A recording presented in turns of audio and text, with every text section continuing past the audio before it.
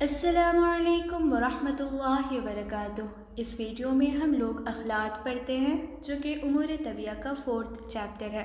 اور میں سچ بتاؤں، آپ لوگوں کے میسیجز تو آ رہے تھے کہ میم آپ اخلاق کب پڑھائیں گی، 5 دن کم سے کم نکالیں اور ہر دن ایک ویڈیو ریکارڈ کر دیں۔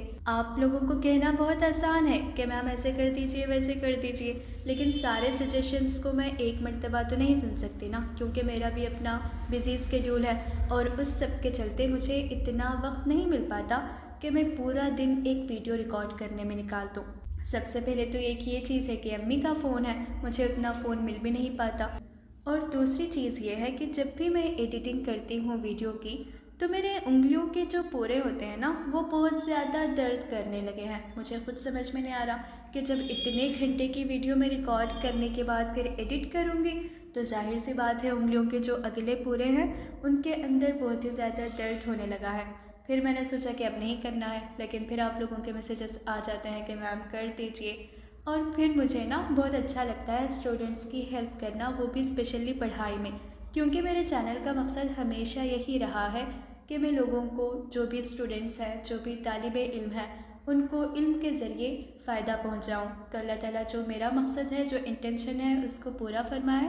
اور اسٹوڈنٹس یہ بھی میسیج کرتے ہیں کہ میم اب تو 1K ہو جائیں گے، لیکن مجھے اس کا اتنا زیادہ یہ نہیں ہے کہ سبسکرائبرز کتنے بڑھیں گے نہیں بڑھیں گے، یہ مطلب نہیں ہے۔ ہاں، میں یہ چاہتی ہوں کہ ہر یونانی کالج میں بطول طبیبہ سے پڑھنے والے اسٹوڈنٹس ہونا چاہیے، تاکہ میں ہر اسٹوڈنٹ کی یونانی سبجیکٹس میں ہیلپ کر پاؤں۔ اور اسٹوڈنٹس مجھے یہ بھی پوچھتے ہیں کہ کیا میم آپ نے مونیٹائز کیا ہے اپنے چینل کو؟ بالکل بھی نہیں، یہ میرا مقصد کبھی بھی نہیں تھا، تو میں کروں گی بھی نہیں، ٹھیک ہے؟ تو اس طرح کے سوال مجھے مت پوچھیے کہ میم سبسکرائبرز بڑھ جائیں گے ایسے کیجیے، یا پھر میم آپ نہ مونیٹائز کیجیے۔ مجھے یہ سب نہیں کرنا ہے اور میں نہ ہی کروں گی، لیکن ہاں مجھے یہ تو کرنا ہے کہ ہر یونانی کالج میں ہر یونانی اسٹوڈنٹ کے پاس ایک اچھا ریسورس ہو جہاں سے وہ یونانی سبجیکٹس اچھے سے پڑھ پائے۔ انشاءاللہ ڈھیر ساری چیزیں تو سوچ رکھی ہیں، بس اللہ خیر کرے، وقت آنے پہ میں بتا دیتی ہوں۔ خیر، اب ہم لوگ تو اخلاق پڑھتے ہیں جو کہ خلط کی جمع ہے، اور خلط ایک عربک لفظ ہے، خے، لام اور تو سے بنا خلطہ، جس کا یہ مطلب ہوتا ہے کہ چیزیں آپس میں مل جانا۔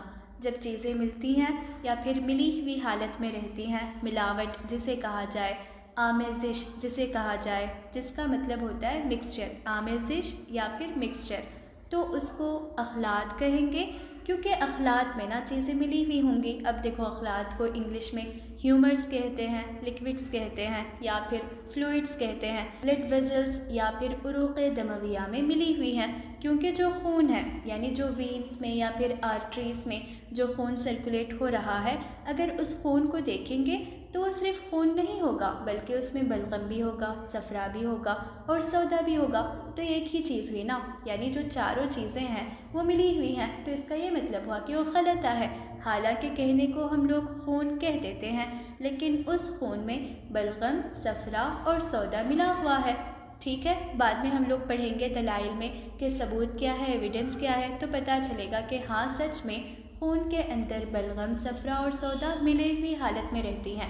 اسی وجہ سے جو بھی فلوئڈس ہیں یا پھر بدنی رطوبات ہیں ان کو اخلاط کہا گیا۔ اخلاط جو کہ خلط کی جمع ہے، اور خلط ملی ہوئی چیز کو کہتے ہیں۔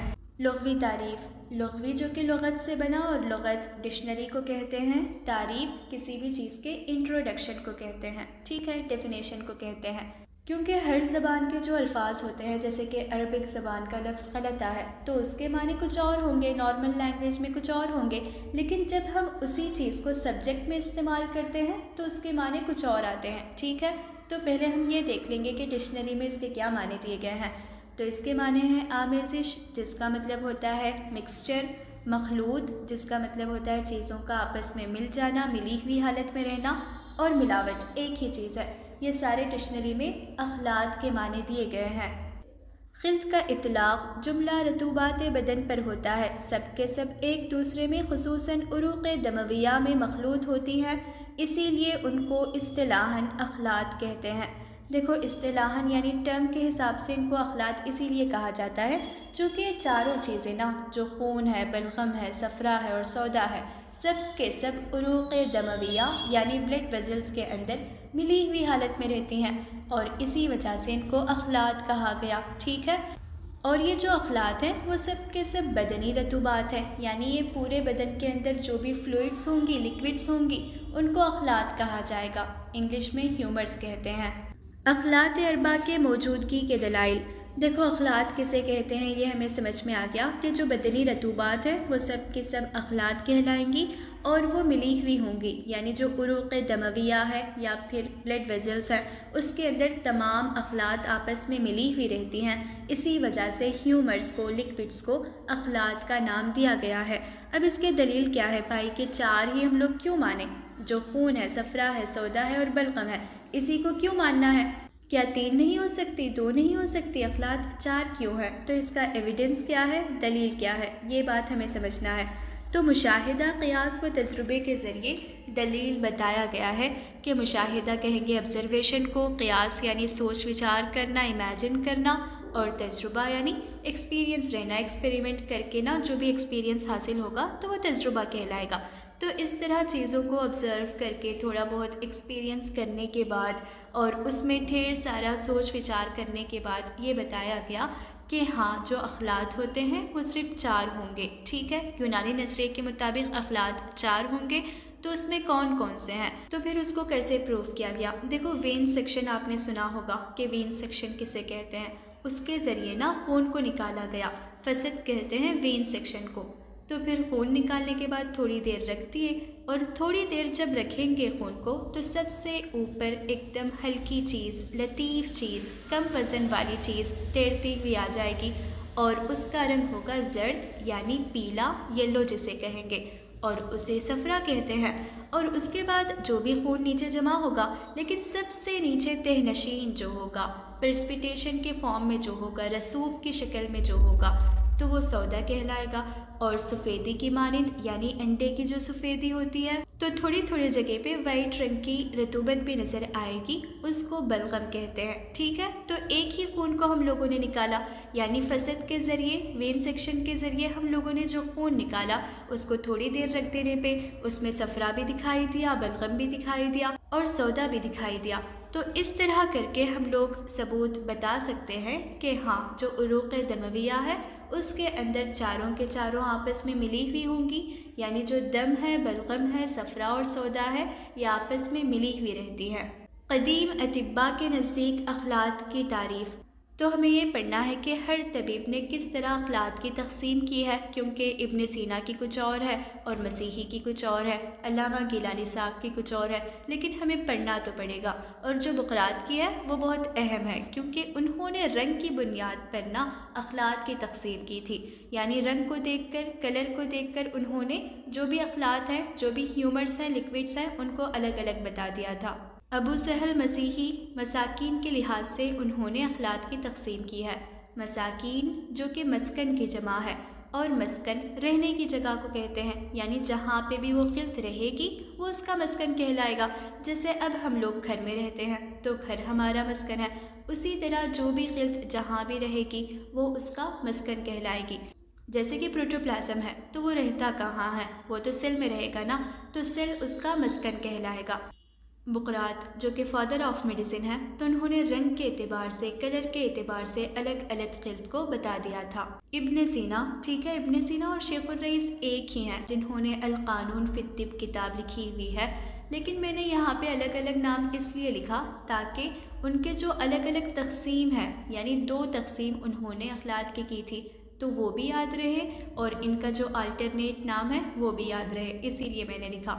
تو انہوں نے اخلاط کو رطوبت اولا اور ثانی کے لحاظ سے تقسیم کیا تھا، اور اسی طرح خلط طبعی اور غیر طبعی یہ والی تقسیم بھی شیخ الرئیس ہی کر گئے تھے۔ ہم لوگ آگے پڑھیں گے کہ یہ کیا چیزیں ہیں، یعنی طبعی کسے کہیں گے، غیر طبعی کسے کہیں گے، رطوبت اولا کسے کہتے ہیں، یا پھر رطوبت ثانی کسے کہتے ہیں۔ یہ ساری چیزیں ہم لوگ ابھی آگے پڑھتے ہیں، بس اب ایسے یاد رکھو کہ کون سے طبیب نے کس طرح اخلاط کی تقسیم کی ہوئی تھی۔ علامہ گیلانی یہ بھی ایک حکیم ہے، تو انہوں نے محمود اور غیر محمود کے لحاظ سے تقسیم کی تھی۔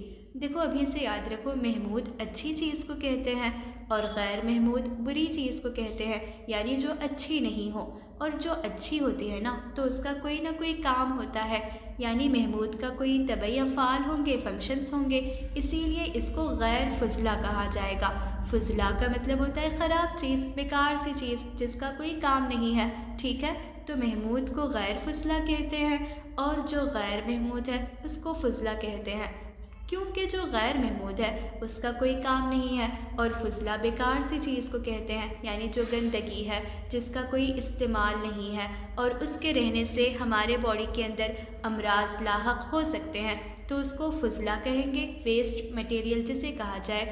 تو ایسے یاد رکھو کہ وائس ورثہ جو غیر محمود ہوگا اس کو فضلہ کہیں گے، اور جو غیر فضلہ ہوگا اس کو محمود کہیں گے۔ آپ لوگ کنفیوز مت کر جانا کہ غیر محمود ہے تو غیر فضلہ ہوگا، یا پھر محمود ہے تو فضلہ ہوگا، ایسے نہیں ہوتا۔ جب آپ کو میننگ سمجھ میں آ جائے گی تو پڑھنے میں آسانی ہوتی ہے، ٹھیک ہے؟ بس ایسے وائس ورثہ یاد رکھ لینا کہ غیر فضلہ ہے تو محمود ہے، اور غیر محمود ہے تو فضلہ ہے۔ اخلاط کی ایک اور تقسیم ہے جو کہ کثیف اور لطیف کے حساب سے کی گئی ہے۔ دیکھو، کثیف کہتے ہیں تھک ہونا، گاڑھا ہونا، یا پھر غلیظ ہونا، تینوں ایک ہی چیز ہے۔ غلیظ کا مطلب کوئی گندگی نہیں ہے، بلکہ جب چیزیں گاڑھی ہو جاتی ہیں، جس کا قوام کنسسٹنسی تھک ہوتا ہے، تو وہ غلیظ یا پھر کثیف کہلاتا ہے۔ اور لطیف کا مطلب ہوتا ہے ہلکا ہونا، کم وزن ہونا، تھن ہونا، تو وہ لطیف کہلائے گا۔ اب جو اخلاط ہیں ہمارے بدن کے اندر، جو بھی فلوئڈس ہیں، ہیومرس ہیں، ان کی دو اقسام ہیں، ایک ہے لطیف اور ایک کثیف۔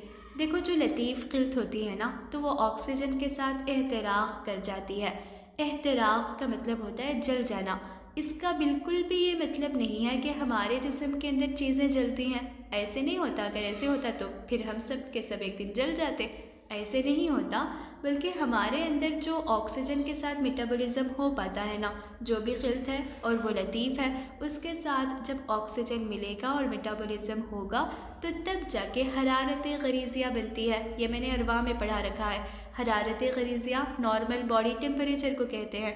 تو اس طرح ایک تو حرارت بنے گی اور توانائی بنے گی، یعنی انرجی بنے گا، ATP بنے گا، ٹھیک ہے؟ تو اس سے ہمیں بدن کے اندر جو بھی کام کرنا ہے اس کے لیے قوت ملے گی، طاقت ملے گی، تبھی جا کے ہم کام کر سکتے ہیں۔ کوئی بھی فنکشن کے لیے انرجی کا ہونا ضروری ہے، اور وہ والی انرجی، توانائی ہم لوگ حاصل کرتے ہیں اخلاط لطیفہ سے۔ جب اخلاط لطیفہ آکسیجن کے ساتھ جل جائیں گی، یعنی میٹابولزم ہو جائے گا، تو حرارت غریزیہ بھی بنے گی، اور توانائی، انرجی یا پھر ATP بھی بنے گا، ٹھیک ہے؟ اور اخلاط کثیفہ کا بھی کام انرجی پرووائڈ کروانا ہے، یعنی توانائی کو پہنچانا ہے، لیکن یہ روزمرہ کی زندگی میں کام نہیں کرتا، بلکہ یہ اسٹور ہو جاتا ہے، ٹھیک ہے؟ ذخیرہ ہو جاتا ہے۔ جب بھی لوگ فاقے کی حالت میں ہوں گے، اسٹارویشن کی حالت میں ہوں گے، یا پھر روزے کی حالت میں ہوں گے، تو ہم لوگ کھانا نہیں کھاتے نا، تو تب کیا ہوتا ہے، جو ذخیرہ کی ہوئی قلت ہے، یعنی اخلاط کثیفہ ہے، جو اسٹور فارم میں رہ رہی تھی، تب اس کا کام ہوگا، وہ بدل ما یتحلل کا کام تب کرے گی۔ بدل کہتے ہیں سبسٹیٹوئنٹ کو، اور ما یتحلل کہتے ہیں جب چیز کوئی تحلیل ہو جائے گی، صرف ہو جائے گی یا پھر خرچ ہو جائے گی، تو اس کی جگہ ریپلیس ہو جانا۔ تو یہ جو اخلاط کثیفہ ہے، اخلاط لطیفہ نہ ہونے کے سبب یہ کام کرے گی، توانائی پہنچائے گی، ٹھیک ہے؟ کیونکہ جب اخلاط لطیفہ ہمیں نہیں ملیں گی، اب اخلاط لطیفہ کب ملتی ہیں؟ جب بھی ہم لوگ کھانا کھائیں گے، میٹابولزم ہوگا جگر کے اندر، اور پھر جو بھی پہلی چیز سیال کی حالت میں ملے گی، رطوبت کی حالت میں ملے گی، اس سے اخلاط لطیفہ بن جائیں گے، ٹھیک ہے؟ جب ہم لوگ کھا ہی نہیں رہے ہیں، میٹابولزم بھی نہیں ہو رہا جگر میں، تو پھر کیا کریں گے؟ جو اسٹوریج فارم میں اخلاط کثیفہ موجود ہے اس کا استعمال ہو جائے گا توانائی کے طور پر، ایز اے انرجی سورس ہم لوگ تب جا کے اخلاط کثیفہ کا استعمال کرتے ہیں۔ لیکن ڈیلی روٹین میں جو بھی ہمیں انرجی مل رہی ہے وہ اخلاط لطیفہ کی وجہ سے ہوتا ہے۔ اب ہم ایک ایک کر کے اخلاط کی تقسیم پڑھیں گے کہ کون سی قسم کس طبیب نے بتائی تھی۔ تو ایک ہے بخارات کے مطابق، جو کہ فادر آف میڈیسن ہے، جن کو ہپوکریٹس کہتے ہیں، تو انہوں نے کلر کے بنیاد پر، رنگ کو دیکھ کر اخلاط کو علیحدہ کیا تھا۔ تو ایک ہے خلط احمر۔ خلط کسے کہتے ہیں یہ ہمیں سمجھ میں آ گیا۔ احمر لال رنگ کو کہتے ہیں، جو ریڈ ہوگا۔ تو پھر لال رنگ کی خلط فلوئڈ ہمارے بدن میں خون ہے۔ اور ایک خلط ابیض، ابیض سفید کو کہتے ہیں، وائٹ کو کہتے ہیں، اور ہمارے بدن میں وائٹ رنگ کا جو فلوئڈ ہے اس کو بلغم کہیں گے۔ اور خلط اصفر، دیکھو اصفر یلو کو کہیں گے، یا پھر پیلا، زرد جسے کہا جائے، تو اس طرح کی فلوئڈ ہمارے بدن میں صفرا ہے یا جس کو بیل کہتے ہیں، اور خلط اسود، خلط کسے کہتے ہیں اچھی طرح پتہ ہے، اور اسود کا مطلب ہوتا ہے سیاہ ہونا، بلیک ہونا، تو ہمارے بدن میں جو بلیک بیل موجود ہے اس کو خلط اسود کہتے ہیں، یعنی رنگ کے اعتبار سے، رنگ کی بنیاد پر، کلر کے حساب سے تقسیم کرنے والے اخلاط کو طبیب کا نام ہے بقراط، جو کہ فادر آف میڈیسن ہے۔ مساکین کے اعتبار سے اخلاط کو تقسیم کرنے والے طبیب یا پھر حکیم کا نام تھا ابو سہل مسیحی۔ دیکھو اچھے سے یاد رکھ سکتے ہو، مسیحی کے نام میں میم موجود ہے، مساکین کے نام میں بھی میم موجود ہے، تو اس طرح کر کے ہم لوگ چیزوں کو یاد رکھ سکتے ہیں کہ مساکین کے اعتبار سے اخلاط کو تقسیم کرنے والے طبیب یا پھر حکیم کا نام ابو سہل مسیحی ہے۔ تو انہوں نے ڈیفینیشن کچھ ایسی بتائی تھی اخلاط کی کہ اخلاط وہ رطب اور سیال مادے ہیں جو ایسے برتنوں میں محصور کیے گئے ہیں جن کو وہ بہنے سے باز رکھتے ہوں۔ دیکھو بہنے کا مطلب ہوتا ہے فلو کر جانا، باز کا مطلب ہوتا ہے رک جانا، ٹھیک ہے، بے الف اور زے، باز کا مطلب ہوتا ہے روک دینا، یعنی اخلاط جو فلوئڈس ہیں، لکوڈس ہیں، وہ ایسی چیزوں میں موجود ہیں جن کو بہنے سے باز رکھا گیا ہو، جیسے کہ جو کیویٹی ہے، جیسے پلیورل کیویٹی کو کر لیا جائے تو اس کے اندر پلیورا موجود ہوگا اور وہ وہیں رہیں گا نا، پھر وہاں سے نکل کے پیریٹونیم میں نہیں آ جاتا اور وہاں سے نکل کے پھر اوپر والے ریجن میں نہیں چلا جاتا، وہ جہاں رہنا ہے اس کی جو پلیس ہے کیویٹی میں وہ وہیں رہے گا، ٹھیک ہے۔ تو وہ ایسے بتا رہے تھے کہ جو چیز کسی بھی چیز میں اگر موجود ہے، جیسے کہ ان کا یہ مطلب ہے کہ برتن کا مطلب اب ہمارے بدن میں برتن تھوڑی ہیں، برتن کا یہ مطلب ہوتا ہے جو کیویٹی ہے، سیل ہے یا پھر ویزلز ہیں، اس کو انہوں نے برتن کہا تھا، کیونکہ اس سے چیزیں پھر باہر نہیں جائیں گی نا، وہ اسی میں رہیں گی، اسی لیے ان کو بہنے سے باز بھی رکھا گیا، یعنی جو کیویٹیز ہے یا پھر سیلز ہیں یا پھر جو بلڈ ویزلز ہیں وہ اس کو بہنے سے باز رکھتے ہیں، جو اخلاط ہے ان کو باہر لیک نہیں کریں گے، فلو ان کا نہیں ہونے دیں گے باہر، اسی لیے انہوں نے اخلاط کی کچھ ایسی ڈیفینیشن دی تھی، اور انہوں نے اخلاط کو 3 حصوں میں الگ الگ ٹائپس میں تقسیم کیا تھا۔ رطوبت استقصیہ، استقص جو کہ جڑ کو کہیں گے، اصل کو کہیں گے، اور یہ والی رطوبت جو ہے نا سیل میں پائی جاتی ہے۔ دیکھو ہمیں اچھی طرح پتہ ہے سیل جب آپس میں مل جائیں گے تو ٹیشوز بنیں گے، ٹیشوز آپس میں مل جائیں گے تو پھر ایک آرگن بنے گا، اور آرگن آپس میں مل جاتے ہیں تو آرگن سسٹم بنے گا، اور آخر میں آرگنزم بنے گا۔ تو ظاہر سی بات ہے جب ایک آرگنزم کو بننا ہے تو اس کے لیے سیل کا ہونا ضروری ہے، یعنی سیل ایک جڑ کی طرح ہے، تبھی جا کے ساری چیزیں بن پائی، اسی لیے انہوں نے سیل کے اندر موجود رطوبت جو کہ پروٹوپلازم ہے اس کو رطوبت استقصیہ کا نام دیا، اور اس کے الگ الگ مترادفات ہیں، یعنی الگ الگ نام سے انہیں پکارا جاتا ہے، الگ الگ سینونیمز اس کے موجود ہے، ایک ہے رطوبت عنصریہ اور ایک رطوبت غریزیہ، ٹھیک ہے، اور ایک رطوبت جوہریہ، یہ تینوں چیزیں رطوبت استقصیہ کے ہی نام ہیں۔ رطوبت عروقیہ، عروقیہ جو کہ عروق سے بنا، اور عروق ویزلز کو کہتے ہیں، تو ہمارے بدن میں جتنے بھی ویزلز ہیں اور اس کے اندر موجود جو بھی رطوبت ہوگی، جو بھی سیال ہوگا، جو بھی فلوئڈ ہوگا، اس کو رطوبت عروقیہ کہتے ہیں۔ رطوبات تجاویف، دیکھو تجاویف جو کہ جوف کی جمع ہے، اور جوف کیویٹی کو کہتے ہیں، یعنی جتنی بھی کیویٹیز ہمارے بدن میں پائی جاتی ہیں اس کے اندر موجود لکوڈ کو، اس کے اندر موجود سیال مادے کو رطوبت تجاویف کہتے ہیں، جیسے کہ ابھی ہم لوگوں نے پلیورا کا اگزامپل سمجھ رکھا ہے۔ رطوبت اولا اور ثانی کے اعتبار سے تقسیم کرنے والے حکیم کا نام تھا شیخ الرئیس۔ تو انہوں نے ایسے بتایا تھا جو بھی چیز غذا حاصل کرنے کے بعد میٹابولزم ہوگا جگر میں، اور سب سے پہلے جو سیال حاصل ہوگا، جو رطوبت حاصل ہوگی، جو بھی فلوئڈ ملے گا، اس کو رطوبت اولا کہتے ہیں۔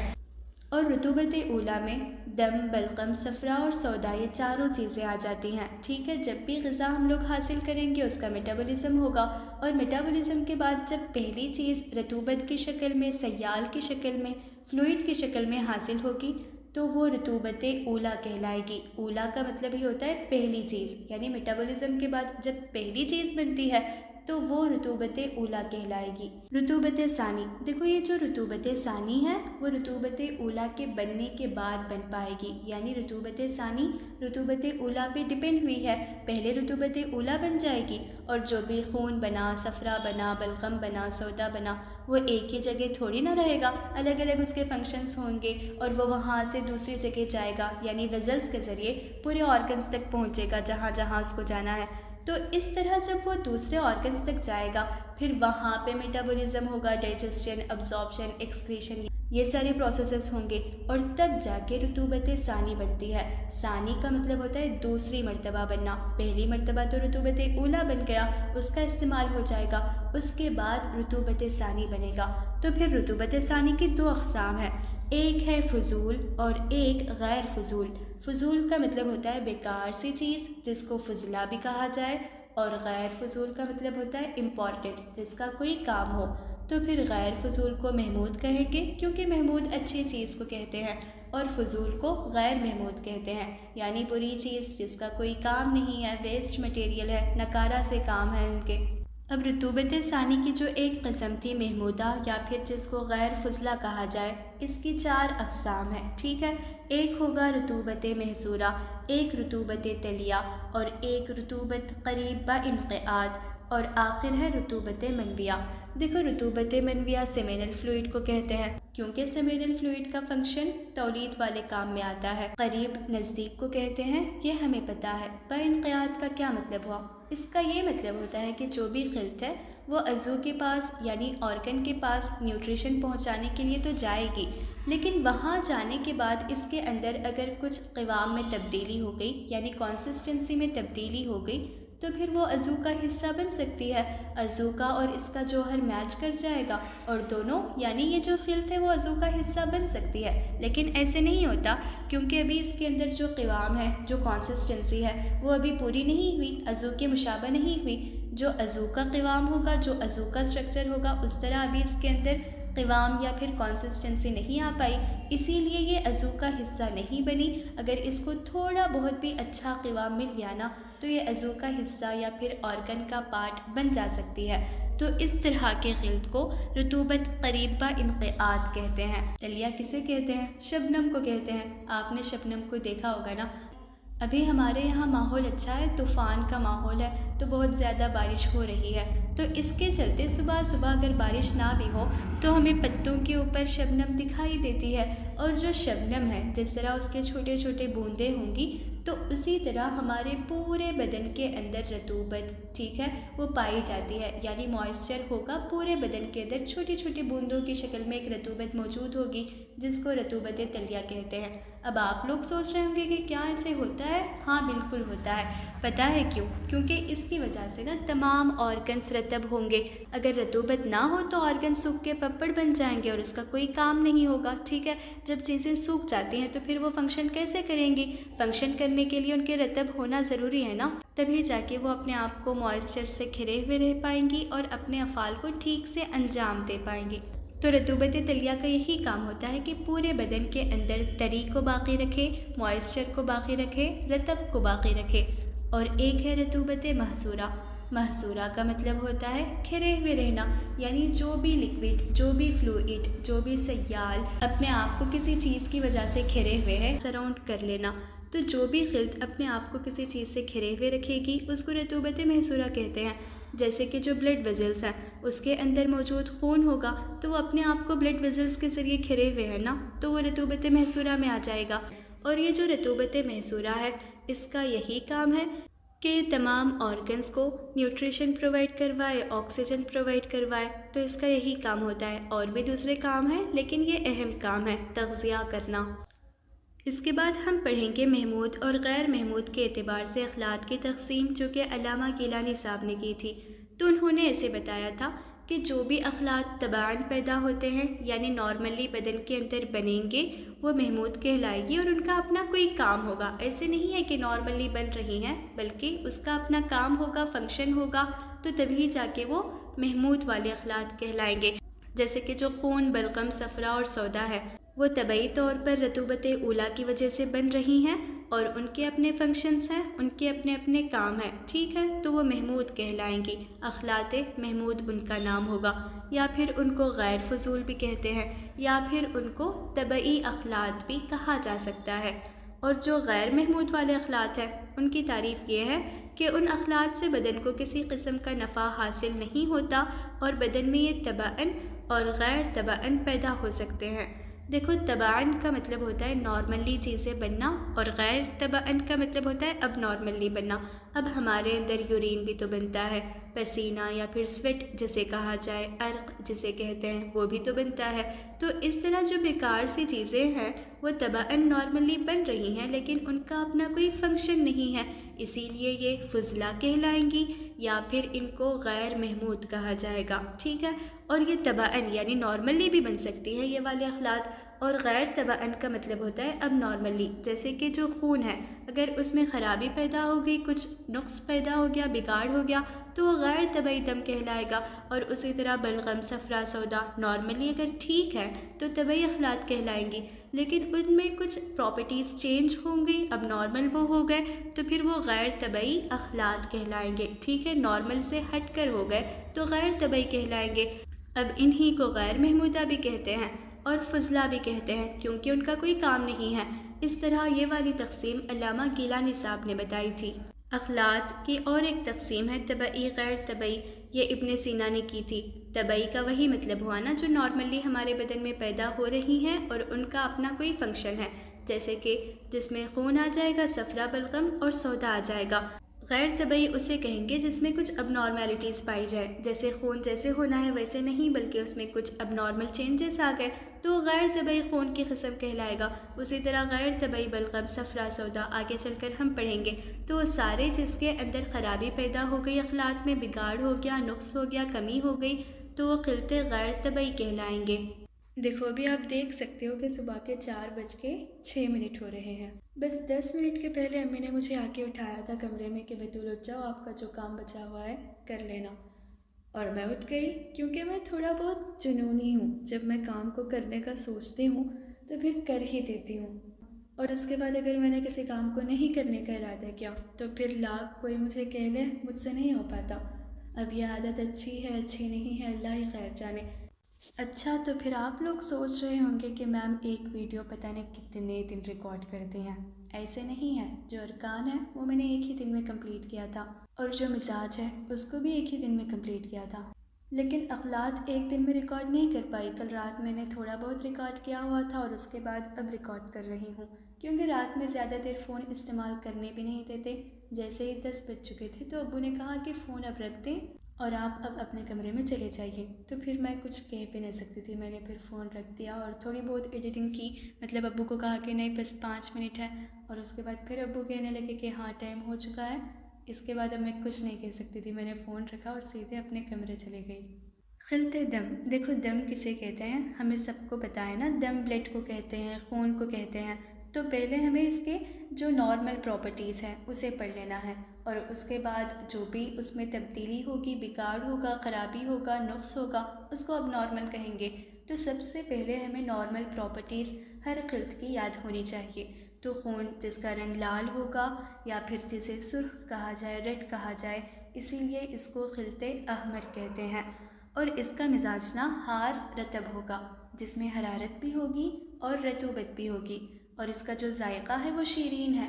دیکھو شیرین کا مطلب یہ نہیں کہ اس کا ذائقہ بہت ہی زیادہ میٹھا ہوگا، ایسے نہیں ہے، بلکہ اس کا یہ مطلب ہے کہ جب چاروں اخلاط میں ہم لوگ مزہ چیک کر کے دیکھیں گے نا، کہ جو بلغم ہے، صفرا ہے، سودا ہے اور خون ہے، اگر سب کا مزہ دیکھیں گے تو سب سے بہترین مزہ، سب سے اچھا مزہ خون کا نکلے گا، اسی لیے اس کو شیرین کہا گیا۔ اب شیرین کا یہ مطلب نہیں کہ خون کا مزہ بہت ہی زیادہ شوگر والا ہوگا یا پھر میٹھا ہوگا، ایسا نہیں ہے، بلکہ چاروں اخلاط کے کمپیریشن میں دیکھیں تو سب سے اچھا مزہ خون کا ہوتا ہے، اور اس کا جو قوام ہے وہ معتدل ہے، یعنی اس کی جو کنسسٹنسی ہوتی ہے وہ نہ ہی بہت زیادہ غلیظ ہوگی اور نہ ہی بہت زیادہ لطیف ہوگی، یعنی یہ نہ ہی بہت زیادہ کثیف ہوگا اور نہ ہی یہ بہت زیادہ تھن ہوگا، ٹھیک ہے۔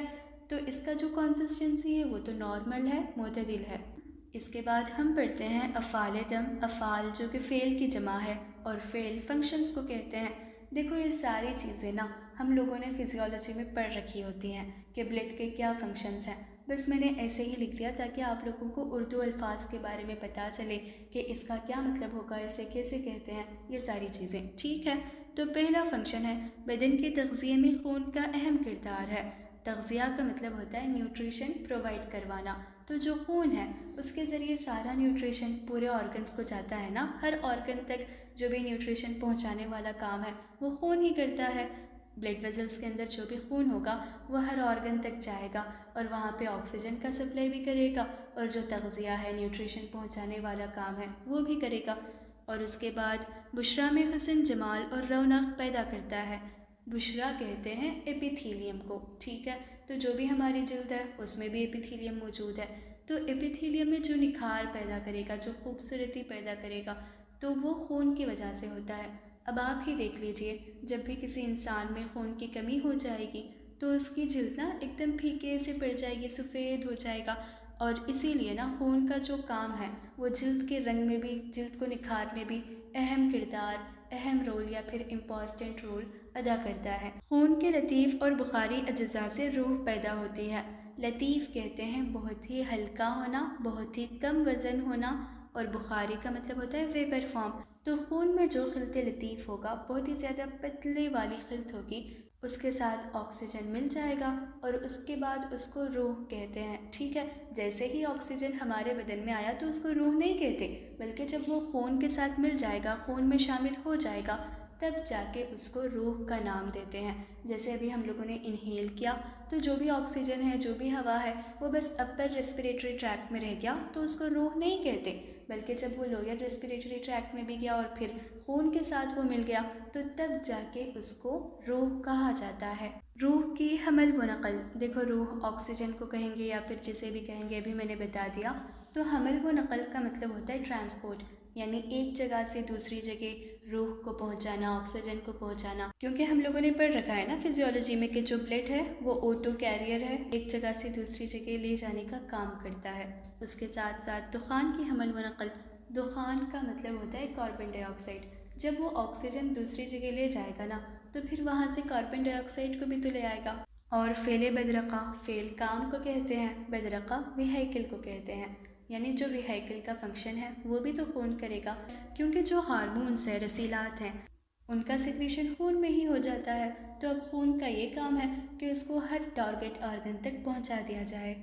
بدن میں حرارت پیدا کرتا ہے، یعنی ٹیمپریچر کو بناتے رہتا ہے، کیونکہ جب بھی اخلاط لطیفہ کے ساتھ آکسیجن احتراق کر پائے گی، میٹابولیزم ہوگا، تو حرارت غریزیہ بنتی ہی بنتی ہے، اور حرارت غریزیہ کو نارمل باڈی ٹیمپریچر کہتے ہیں، اور خون ہی ہمارے بدن میں تھرمو ریگولیشن کا کام کرتا ہے۔ فعل نفس، جس طرح کہ میں نے ابھی بتایا کہ فعل کام کو کہتے ہیں، اور نفس کا مطلب ہوتا ہے ایکسکریشن والا فنکشن، ٹھیک ہے۔ تو پھر خون کے اندر جو بھی ویسٹ مٹیریل یا پھر ٹاکسک چیزیں ہوتی ہیں تو ان کو ڈی ٹاکسیفائی کرنے کا کام بھی خون کرتا ہے، اس کو گردوں تک لے جائے گا، وہاں چھن کر وہ پھر خارج ہو جائیں گی۔ تو جو بھی کام ہے ڈی ٹاکسیفائی کرنے کا، ویسٹ مٹیریل کو ہٹانے کا، اس میں خون کا بھی رول ہے، کیونکہ خون جب آکسیجن یا پھر تغذیہ ہر عضو تک پہنچائے گا تو پھر ہر عضو سے جو بھی ویسٹ مٹیریل ہوگا، کاربن ڈائی آکسائڈ ہوگا، اسے بھی تو لے آئے گا، اسی لیے یہ ایکسکریشن والے فنکشن میں بھی نا تھوڑا بہت اپنا کام انجام دیتا ہے۔ توازن ماء، توازن بیلنس کو کہتے ہیں، اور ماء پانی، آب یا پھر واٹر کو کہتے ہیں۔ تو جو بھی واٹر بیلنس ہے وہ خون برقرار رکھتا ہے، اور بفر فنکشن بھی ہم لوگوں نے پڑھ رکھا ہوگا جس میں ایسڈ اور بیس کی بات ہوتی ہے۔ تو اس طرح ڈھیر سارے کام خون کرتا ہے، لیکن ہاں میں نے بس تھوڑے ہی لکھے ہیں، اگر آپ چاہتے ہیں تو فزیولوجی میں جتنے بھی ہم لوگوں نے بلڈ کے فنکشنز پڑھے ہیں ان سب کو یاد کر کے لکھ دینا، بس اردو میں لکھنا ہوگا۔ خون میں عصارہ انگور جیسی میٹھی چیز پائی جاتی ہے۔ دیکھو پہلے یہ پتہ ہونا چاہیے کہ عصارہ کسے کہتے ہیں۔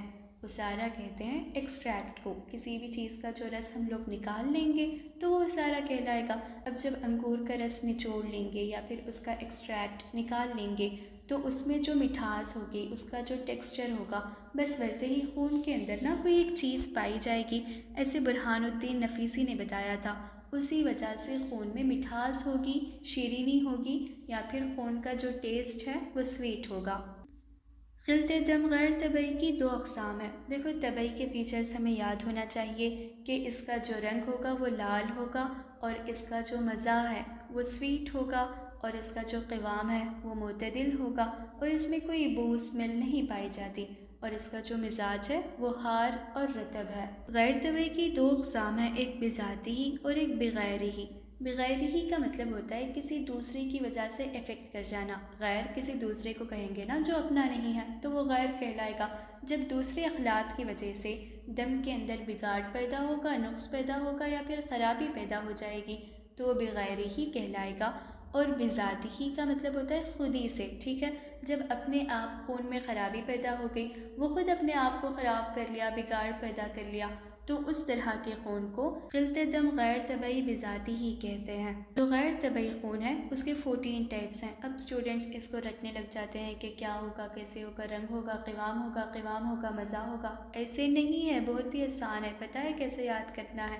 یہ جو 14 ٹائپس ہے اس میں 4 ہیں، 6 ہیں اور 4 ہے، یعنی جو 4 پہلے کے اقسام ہوں گے اس میں صرف اور صرف ایک جو خون کی پراپرٹی ہے وہ خراب ہو جائے گی، جیسے مزاج کا بگڑ جانا، یا پھر رنگ کا بگڑ جانا، یا پھر جو بو ہے، اسمیل جسے کہیں گے، اس کا آ جانا، یا پھر جو قوام کنسسٹنسی ہے وہ یا تو غلیظ ہو جائے گی یا پھر رقیق ہو جائے گی۔ ذرا صرف ایک پراپرٹی میں، ایک خصوصیت میں کچھ بھی بگاڑ پیدا ہو گیا، نقص کبھی رہ گئی، تو اس کے 4 ٹائپس ہو جائیں گے، رنگ کے اعتبار سے، بو کے اعتبار سے، مزہ کے اعتبار سے اور قوام کے اعتبار سے۔ تو یہ ایک پراپرٹی کی بات ہو گئی۔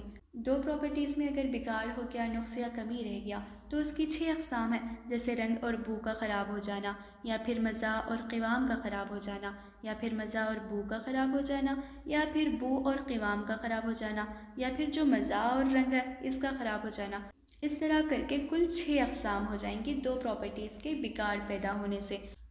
اور آخر میں رہا 3 پراپرٹیز میں بگاڑ ہو جانا، جیسے کہ رنگ، بو اور مزہ کا خراب ہو جانا، یا پھر بو، مزہ اور قوام کا خراب ہو جانا، یا پھر جو مزہ، قوام اور رنگ ہے اس کا خراب ہو جانا، اور جو بو، رنگ اور قوام ہے اس کا خراب ہو جانا۔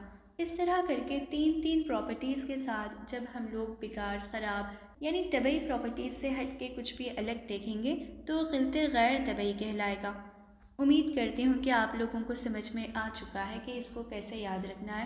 اور دیکھو میں سچ بتا رہی ہوں، اگر آپ لوگوں کو سمجھ میں آتا ہے تو لازمی مجھے کامنٹ کر کے بتائیے گا کہ میم ہاں سمجھ میں آ گیا، یا پھر آپ اس چیز کو امپروو کیجئے، یا پھر آپ اس کو اور آسانی سے پڑھا دیجئے۔ جو بھی آپ کو لگتا ہے، جو بھی آپ کا پوائنٹ آف ویو ہے، مجھے لازمی شیئر کرنا۔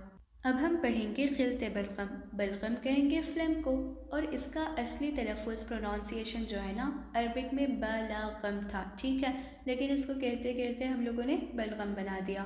بلغم کا مزاج بارد اور رطب ہوگا، یعنی اس کے اندر برودت بھی موجود ہے، رطوبت بھی موجود ہے، کولڈ اور ویٹ ہے، اور اس کا رنگ سفید ہوگا، اور اس کا قوام نا غلیظ القوام ہے۔ جو خون کی کنسسٹنسی تھی وہ تو معتدل تھی، نہ ہی بہت ہی زیادہ کثیف اور نہ ہی لطیف، لیکن بلغم میں ایسا نہیں ہوتا، یہ بہت زیادہ غلیظ ہے، بہت زیادہ تھک ہے، بہت زیادہ کثیف ہے۔ اور یہ جو بلغم ہے وہ کچا خون یا پھر اس کو خام دم کہتے ہیں، جو ابھی پوری طور پر پکا ہوا نہیں ہے۔ اگر یہ پک جائے، اس کو نضج، نون، ضاد اور جیم جس کا مطلب ہوتا ہے پکانا، اگر اس کو تھوڑی اور دیر پکا دیا جائے تو پھر یہ خون بن جائے گا، ٹھیک ہے، یعنی خون والی پراپرٹیز تھوڑی بہت اس میں ہوں گی کیونکہ ابھی یہ پوری طور پر پکا ہوا نہیں ہے، کچا خون ہے۔ افعال بلغم کیا ہے کہ بلغم کے رہنے کی وجہ سے ہمارے بدن کے اندر کون سے نارمل فنکشنز ہو پا رہے ہیں۔ ویسے دیکھو فنکشنز تو بہت زیادہ ہوں گے، لیکن میں تھوڑے بہت ہی لکھی ہوں جو امپورٹنٹ ہے۔ ایک ہے تغذیہ بدن۔ تغذیہ کا مطلب ہوتا ہے نیوٹریشن پہنچانا، اور یہ جو چاروں اخلاق ہیں وہ سب کے سب نیوٹریشن پہنچانے کا کام تو کرتی ہی ہیں، اسی لیے یہ نارمل سی بات ہے، اتنا زیادہ کوئی امپورٹنٹ کام نہیں ہے۔ کیونکہ بلغم کا جو مزاج ہے وہ بارد اور رطب ہے، ہمیں یاد ہونا چاہیے کہ جو ہمارا دماغ ہے اس کا مزاج بھی تو بارد رطب ہے، یعنی یہ ایسے آرگنز کو نیوٹریشن پرووائڈ کرواتا ہے جن کا مزاج بارد ہو یا پھر رطب ہو۔ اور انجماد الدم، انجماد کا مطلب ہوتا ہے جم جانا، بلڈ کلوٹنگ جسے کہا جائے۔ اور ایک ہے تولید لزوجۃ الدم، लजूजत का मतलब होता है विस्कोसिटी, तौलीद का मतलब होता है बनना, यानी खून के अंदर जो गाढ़ापन होना, खून को थिक कर देना, खून की विस्कोसिटी को बढ़ा देना, ये वाला काम बलगम करेगा। क्योंकि खून का जो क़िवाम है वो तो मोतदिल है, अगर इसको गाढ़ा करना है तो बलगम का होना है। जब बलगम उसमें शामिल हो जाएगा, वैसे शामिल तो रहता ही है लेकिन बहुत ज़्यादा हो जाएगा, तो अपनी विस्कोसिटी को बढ़ा के खून को भी गाढ़ा कर देगा, खून की भी विस्कोसिटी को बढ़ा देगा। तज़लीक़ मफ़ासिल, इसका ये मतलब होता है कि जो हमारे जॉइंट्स हैं उसके अंदर रतब का जो भी मौजूद मादा है वो बलगम है, उसकी वजह से जॉइंट्स मूवेबल होते हैं। अगर वो घट जाए तो फिर इंसान अपने जॉइंट्स को ठीक से मूव नहीं कर पाता, जैसे कि मेनोपॉज के बाद फीमेल्स में ये वाली शिकायत बढ़ जाती है, क्योंकि उसमें ना हड्डियों के पास जो भी रतूबत है वो घटने लगती है। क्योंकि जो मेनोपॉज वाली एज है वो तो इन्हिताते अव्वल की है, यानी सिन्ने कहूलत है, उसके अंदर रतूबत घटने लगती है, बहुत सारी चीज़ें घटने लगती हैं। उसी तरह जॉइंट्स के पास जो भी मादा है, जॉइंट्स के पास जो भी सयाल है वो भी घटने लगेगा, और वो जो सयाल है वो बलगम ही है, उसके ना रहने से रतब का कम हो जाएगा। जिस तरह इंजन में ना ऑयल होना चाहिए तभी जाके वो ठीक से परफॉर्म कर पाएगा। तरतीब आज़ा, तरतीब कहते हैं रतब को, और आज़ा ऑर्गन को कहते हैं। हमारे सारे ऑर्गन्स खुश्क तो नहीं होते ना, ड्राई तो नहीं होते। अब ये बाल जो हेयर्स है उसको निकाल दीजिए, वो तो बाहर मौजूद होंगे, लेकिन बदन के अंदर जितने भी ऑर्गन्स हैं उन्हें कहीं ना कहीं तरी लगी हुई है, उनके साथ कहीं ना कहीं रतब का मादा जो है मिला हुआ है, ताकि वो सूख ना जाए, खुश्क ड्राई ना हो जाए। अब देखो चीज़ जब ड्राई हो जाती है तो फिर सारी चीज़ें, सारे फंक्शंस कैसे कर पाएंगे? मेटाबॉलिज्म का होना है, एक्सक्रीशन का होना है, डाइजेशन का होना है, अब्जॉर्प्शन का होना है, ये सब के सब सूखे पापड़ चीज़ों पे तो नहीं होता ना। इसके लिए रतूबत का होना ज़रूरी है, तरी का होना ज़रूरी है, और वो वाला काम बलगम करता है। बलगम की जो तबई खसूसियात थी वो तो याद होना चाहिए। एक तो ये कि इसमें कोई स्मेल नहीं होती, बू नहीं होती, इसका रंग सफ़ेद होता है, इसका क़िवाम गलीज़ होता है यानी बहुत ही ज़्यादा कसीफ या फिर थिक होगा, और इसका जो मिजाज है वो बारिद रतब है। अगर ये सारी चीज़ें होंगी तो वो तबई बलगम कहलाएगा। इसमें से कुछ भी हट जाए, कुछ भी नॉर्मल से, एतदाल से अलग हो जाए तो गैर तबई बलगम कहलाएगा। अब गैर तबई बलगम की भी ना अलग अलग अक़साम है। मज़ा के एतबार से 5 हैं, यानी टेस्ट के हिसाब से बलगम की गैर तबई 5 टाइप्स हैं, और बू के लिहाज से 1 है, यानी स्मेल के हिसाब से देखा जाए तो बलगम गैर तबई की 1 किस्म है, और क़िवाम के लिहाज से बलगम गैर तबई की 5 अक़साम है। जो बलगम मंतन है, ये बलगम के अंदर कोई स्मेल आ जाने से, बू आ जाने से, ख़राबी पैदा हो जाने से गैर तबई बलगम बनता है। देखो नॉर्मल बलगम में कोई बू स्मेल नहीं होती, लेकिन उसके अंदर कोई स्मेल बू आ गई तो फिर वो बलगम मंतन कहलाएगा। और इसकी वजह यह है कि जब भी बलगम में उफूनत हो जाएगा, यानी बिगाड़ हो जाएगा, कुछ ख़राबी हो जाएगी, तो उसकी वजह से बलगम मंतन बनेगा, जिसके अंदर से बू आने लगेगी और स्मेल आने लगेगी। बलगम मालिह ये नमकीन बलगम को कहते हैं। हामिस ये तुर्श बलगम को कहते हैं। तुर्श का मतलब होता है खट्टा होना, SOUR सोर जिसे कहेंगे। और अफ्स का मतलब होता है फीका होना। बलगम अफस का मतलब होता है एकदम फीका होना, जिसका अपना कोई मज़ा ना हो, तो उस तरह के बलगम को बलगम अफस कहते हैं। देखो फीका किसे कहते हैं आप लोगों को समझ में आ रहा होगा ना, एकदम फीका होना। और तुफ़ा या मसीह, कसेला मज़ा जो भी होगा वो तुफ़ा या फिर मसीह बलगम कहलाएगा। और हलू मीठे को कहते हैं, यानी जो हार रतब वाला जो मिजाज था खून का तो वो भी शीरीन था, और जो बलगम शीरीन होगा, मीठा होगा, उसका मिजाज भी हार और रतब होता है। जो तुफ़ा या मसीह है यानी कसेला बलगम है, उसका मिजाज बारिद होगा। देखो बारिद के साथ साथ ना कोई मुनफ़इला कैफियत और होना चाहिए, लेकिन इसके बारे में बहुत ज़्यादा रिसर्च वगैरह हुई नहीं कि इसके साथ और कौन सी कैफियत होगी। वैसे बरूदत बलगम में नॉर्मली पाया ही जाता है, लेकिन जो अब नॉर्मल वाली कैफियत है वो अभी हमें नहीं पता। और अफस यानी फीका बलगम, इसका मिजाज बारिद याबिस होगा, और जो खट्टा बलगम है यानी हामिस है, उसका मिजाज भी बारिद याबिस होगा। और जो मालिह यानी नमकीन बलगम है, उसका मिजाज हार याबिस होगा।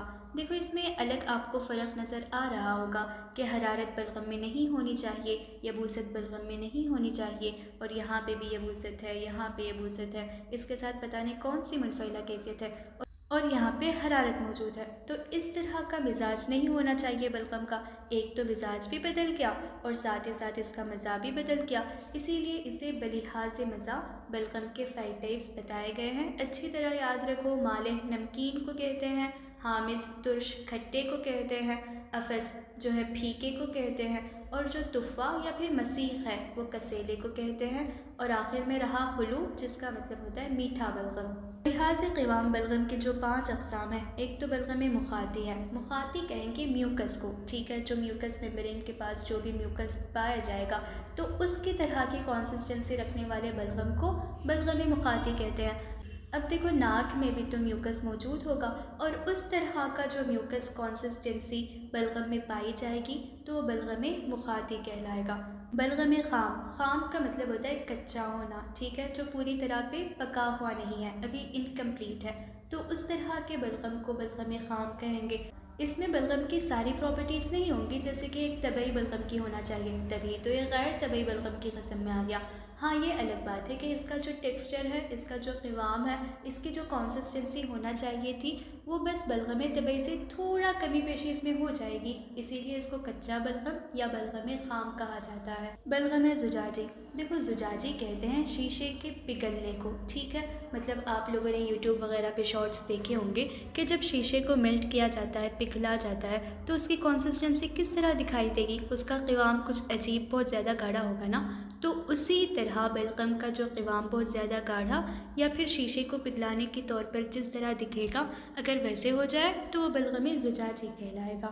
بلغم جسی، جسی کا مطلب ہوتا ہے چونے کو پانی میں ملا دینا، ٹھیک ہے، جو لائم ہوتا ہے اگر آپ اس کو پانی میں ملا دو گے، کھول دو گے تو ایک دم سفید والی ایک قوام بن جائے گا جو بہت زیادہ گاڑھا ہوگا، ٹھیک ہے۔ چونے کو اگر آپ پانی میں ملا کے دیکھو گے تو جس طرح کا قوام کنسسٹنسی حاصل ہوتی ہے، اگر اسی طرح کا قوام، اسی طرح کی کنسسٹنسی بلغم کی بھی ہو جائے گی تو وہ بلغم جسی کہلائے گا۔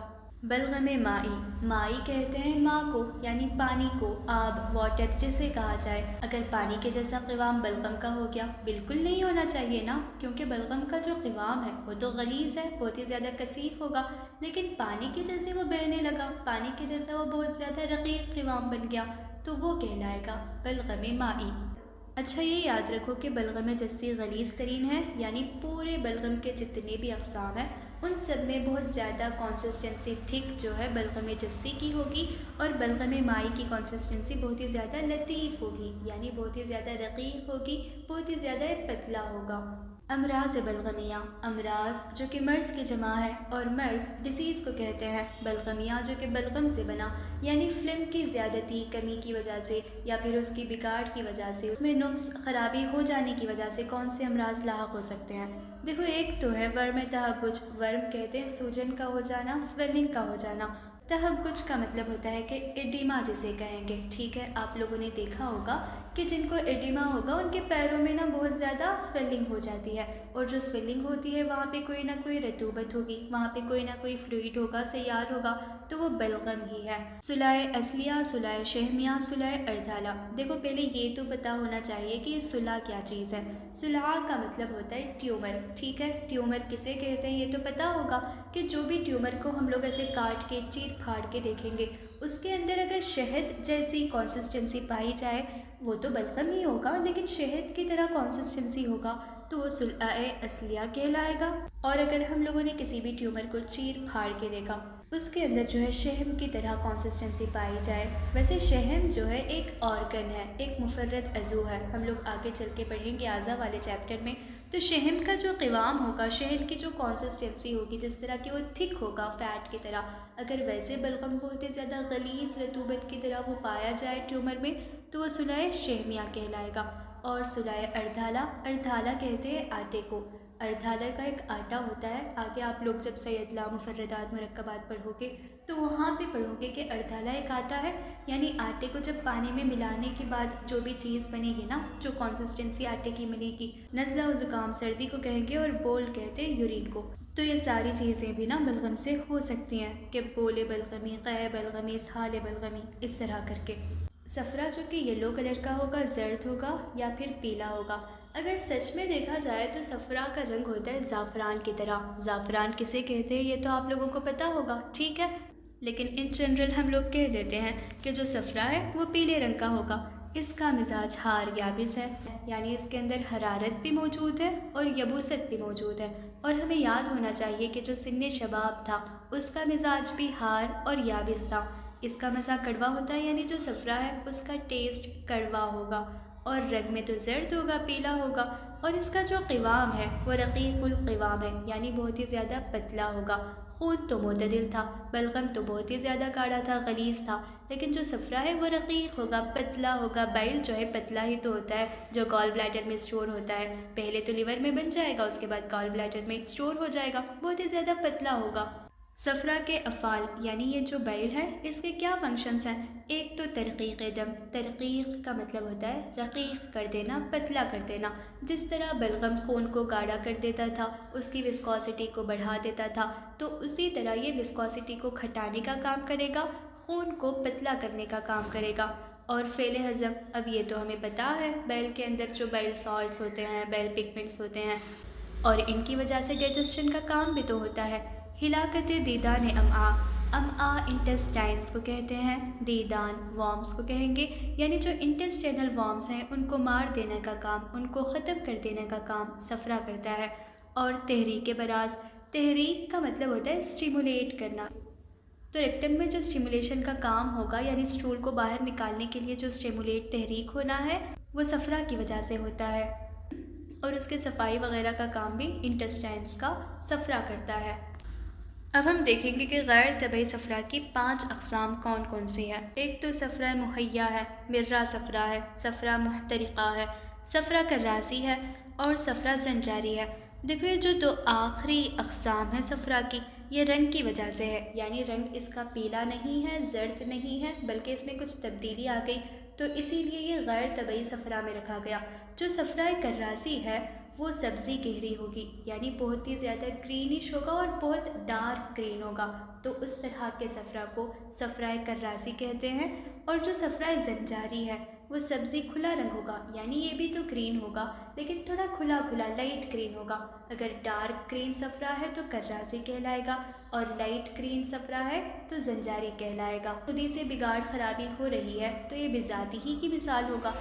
احتراق کا مطلب ہوتا ہے جل جانا، جب صفرا خود جل جائے گا، خود میں بگاڑ ہو رہا ہے، خود ہی کو تباہ کر دے رہا ہے، تو یہ بذاتی ہی کی مثال ہوگا، اور اس کا رنگ نا بہت ہی زیادہ ڈارکش گرین ہوگا، جو کہ صفرا کراسی ہے۔ اور جو زنجاری ہے وہ بھی تو خود سے چلتا ہے، یعنی یہ بھی بذاتی ہی کی مثال ہے، اور اس کا رنگ ہوگا لائٹ گرین۔ صفرا محترقہ، دیکھو محترقہ کا مطلب ہی ہوتا ہے جلنا، جو کہ محترق سے بنا، احتراق جلنے کو کہتے ہیں۔ تو یہ احتراقی سودے کے ساتھ صفرا جب مل جائے گا تو صفرا محترقہ بنتا ہے۔ اور مرہ صفرا، جس میں صفرا تو ہوگا ہی ہوگا، ساتھ میں جو رقیق بلغم ہے، رقیق کہتے ہیں پتلا ہونا، جیسے کہ ہم لوگوں نے ابھی پڑھا کہ رقیق بلغم بلغم مائی ہے، جب وہ مل جائے گا آپس میں تو وہ صفرا مرہ کہلائے گا۔ اور جو صفرا مہیا ہے یہ صفرا کے ساتھ غلیظ بلغم کے ملنے کی وجہ سے ایک غیر طبعی صفرا بن جائے گا۔ امراض صفراویہ، امراض جو کہ مرض کی جمع ہے اور ڈیسیز کو کہتے ہیں صفراویہ۔ صفراویہ جو کہ صفرا کی وجہ سے ہونے والے امراض کے بارے میں پڑھتے ہیں۔ ارقان اصفر، ارقان جانٹیز کو کہتے ہیں، اور اس میں نا جو بیل ہے اس کی بے اعتدالی سے بہت زیادہ بڑھ جانے سے تبھی تو جانٹیز ہوتا ہے، جس کی وجہ سے آنکھ کا رنگ بھی زرد ہو جاتا ہے، یورین میں بھی زردی آنے لگتی ہے۔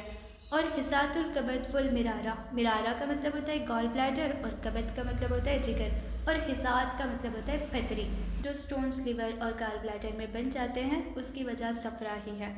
بسور صفراوی، دیکھو بسور کا مطلب ہوتا ہے دانوں کا نکل آنا، جو پھونسی جسے کہیں گے، یا پھر مہاسے جسے کہا جائے گا، پمپلز جسے کہتے ہیں، تو اس میں اگر صفرا کی رطوبت بھری ہوگی، صفرا کی وجہ سے وہ ہو رہے ہیں، تو بسور صفراوی کہلائے گا۔ بول صفراوی، اسہال صفراوی، قے صفراوی، یہ تو نارمل سی چیز ہے۔ اور ہمیات جو کہ ہما کی جمع ہے، اور ہما بخار کو کہتے ہیں، تو پیریکسیا بھی نا صفرا کی وجہ سے ہو سکتا ہے۔ آخر میں ہم لوگ خلط سودا پڑھتے ہیں اور اس کے بعد پورا چیپٹر کمپلیٹ ہو جائے گا۔ اور جو سیاہ والی خلط ہے یعنی جو بلیک بیل ہے اس کو خلط سودا کہتے ہیں۔ اس کا مزاج بارد یابس ہوگا، اس کا قوام غلیظ ہوگا، یعنی یہ کثیف ہوگا، تھک ہوگا، لیکن اس کا یہ مطلب نہیں کہ یہ بلغم کی طرح کثیف ہوگا، ایسے نہیں ہے۔ بلغم تو بہت ہی زیادہ کثیف تھا، بہت ہی زیادہ تھک تھا، اسی لیے اس کو غلیظ القوام کہا گیا۔ لیکن یہ والا جو سودا ہے اتنا زیادہ تھک نہیں ہوتا، بلغم کی اتنی زیادہ کنسسٹنسی اس میں نہیں پائی جاتی، لیکن ہاں خون اور صفرا سے زیادہ تھک تو ہوگا، اور اس کا جو رنگ ہے وہ سیاہ ہے، کالا ہے، بلیک ہے۔ اب ہم پڑھیں گے سودا کے افعال۔ دیکھو سودا جو ہے نا بہت زیادہ امپورٹنٹ نہیں ہے جتنا کہ خون ہے، بلغم ہے اور صفرا ہے۔ اگر امپورٹنس دی جائے گی نا تو سب سے پہلے خون کو دی جائے گی، اس کے بعد بلغم، پھر صفرا آئے گا اور آخر میں سودا آئے گا۔ اب اس کا یہ مطلب نہیں کہ یہ امپورٹنٹ نہیں ہے تو پھر اس کے افعال کچھ نہیں ہوں گے، ایسے نہیں ہوتا۔ ہر چیز جو بھی بدن میں موجود ہے اس کا کچھ نہ کچھ تو فنکشن ہوتا ہے۔ تو پھر سودا کا جو فنکشن ہے وہ تغذیہ اعضاء ہے کہ ہر قسط اعضاء کو نیوٹریشن پرووائڈ کرواتی ہی ہے۔ اور تغلیظ الدم، کیونکہ یہ غلیظ ہے، تھک ہے، کثیف ہے، اس کی وجہ سے خون کے اندر وسکوسٹی بڑھ جاتی ہے۔ طبعی سودا میں کیا کیا ہونا چاہیے یہ ہمیں یاد رہنا ہے کہ اس کا رنگ سیاہ ہوگا، اس کا قوام غلیظ ہوگا اور اس کا جو مزاج ہے وہ بارد اور یابس ہے، اور اس میں کوئی بو اسمیل نہیں پائی جاتی، ٹھیک ہے۔ اگر ماڈرن سے کوریلیٹ کر کے دیکھیں تو سودا کہتے ہیں آر بی سی کو، جو ایریتھروسائٹس ہیں اس کو سودا کہیں گے۔ جو آر بی سیز ہے اس کے اندر ہیم پایا جائے گا، آئرن پایا جائے گا، اور آئرن کا رنگ کہیں نہ کہیں ڈارک ہی ہوگا نا، سیاہ کی طرف جائے گا، اور جو سودا ہے اس کا بھی رنگ ویسے ہی ہوتا ہے۔ تو ماڈرن سے کوریلیٹ کر کے دیکھیں تو سودا آر بی سیز کو کہتے ہیں، ٹھیک ہے۔ براز سودا بھی کہتے ہیں ایسا اسٹول جس کے اندر بلیک کلر آ جائے، ایک دم بلیکش، ٹھیک ہے۔ اور سوداویت جلد، اس کا یہ مطلب ہوتا ہے کہ جو اسکن ہے وہ ڈارک ہو جائے گی کیونکہ پگمنٹیشن بہت ہی زیادہ ہو جائے گا اور اس کی وجہ سے اسکن ڈارک ہو جائے گی، بلیک ہو جائے گی۔ صلح سوداویہ یعنی ایسا ٹیومر جس کو چیر پھاڑ کر دیکھنے سے اس کے اندر سودا موجود ہو۔ اور ارقان سوداوی، دیکھو ارقان صفراوی بھی ہو سکتا ہے اور ارقان سوداوی بھی ہو سکتا ہے، دونوں بھی ہو سکتے ہیں، ایک بلیک بیل کی وجہ سے ہونے والا جانڈیز اور ایک یلو بیل کی وجہ سے ہونے والا جانڈیز۔ الحمدللہ اخلاق کا کمپلیٹ کانسیپٹ ریویژن میں نے کروا دیا، امید کرتی ہوں کہ آپ لوگوں کو سمجھ میں آیا ہوگا، اور دیکھو سچ میں سمجھ آیا نا تو اپنے کلاس میٹس اور جونیئرس سینئرس کے ساتھ لازمی شیئر کر لیں، کیونکہ علم پھیلانے سے اور بڑھتا ہے۔